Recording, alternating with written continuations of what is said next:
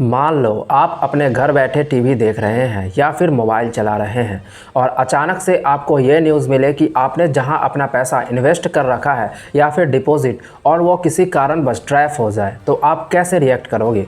ठीक ऐसा ही कुछ अमेरिकी बैंक सिलिकॉन वैली के साथ हुआ, जिसके अचानक डाउनफॉल से कंपनीज, इन्वेस्टर्स और डिपॉजिटर्स के अरबों डॉलर ट्रैप हो गए।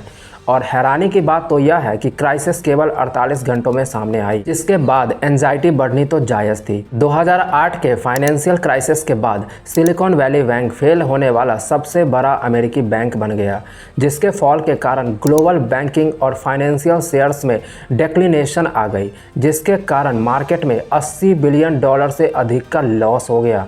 जिसके बाद जैसे ही इसके इन्वेस्टर्स और डिपॉजिटर्स के बीच नर्वसनेस बढ़ी, ठीक वैसे ही सिलिकॉन वैली बैंक अपने फंड रेजिंग की प्लान को स्थगित करने के लिए कंपेल्ड होना पड़ा। लेकिन लॉस पहले ही हो चुका था और रातों रात यह झटका तब लगा जब इस बैंक के स्टॉक में प्री मार्केट ट्रेड में 60% की तेज़ गिरावट का अनुभव हुआ, जिसके बाद पैनिक हुए डिपॉजिटर्स अपना पैसा निकालने के लिए दौड़ पड़े। और इतने बड़े बैंक के अचानक डिक्लिनेशन से अमेरिका और वर्ल्ड के मार्केट में स्टार्टअप इंडस्ट्री और बैंकिंग शेयर्स में नर्वसनेस का माहौल पैदा कर दिया।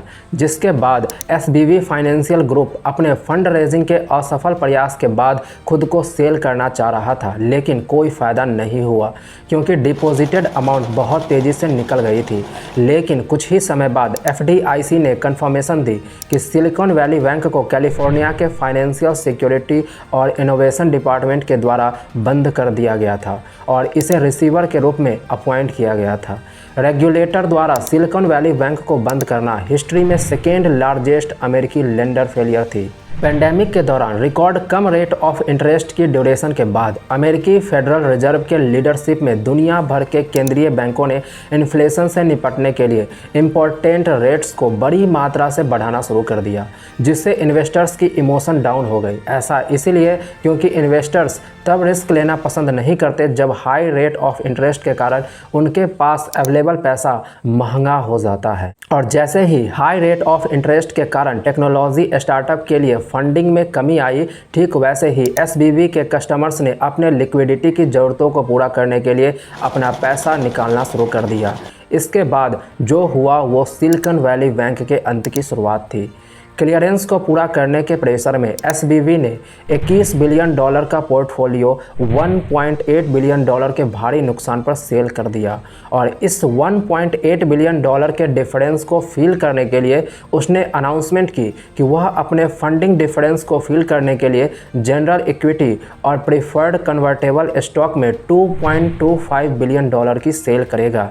लेकिन अचानक की गई इस अनाउंसमेंट से इसकी बैलेंस शीट को लेकर चिंता पैदा हो गई और इसके शेयर्स में 60% की गिरावट आई। यहां तक एसबीवी ने ऑप्शनल फंडिंग सोर्स खोजने की कोशिश की और यहां तक कि कंपनी को सेल करने का भी विचार किया, लेकिन इसके लास्ट अटेम्प्ट भी असफल रहे और इसे रेगुलेटर्स द्वारा ताला लगा दिया गया, जिसके बाद इसे एफडीआईसी को सौंप दिया गया।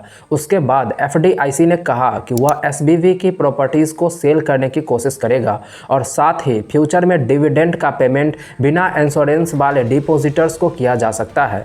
आपको जान के ये हैरानी होगी कि 209 अरब डॉलर की प्रॉपर्टीज़ के साथ एसबीवी अमेरिका का 16वां सबसे बड़ा बैंक था। दरअसल यह अमेरिका के सबसे बड़े बैंकों की तुलना में बहुत छोटा है, लेकिन इसने डेफिनेटली रूप से कई लोगों की लिवलीहुड को खतरे में डाल दिया। दोस्तों, इसके बारे में आपका क्या राय है कमेंट बॉक्स में जरूर बताएं। धन्यवाद।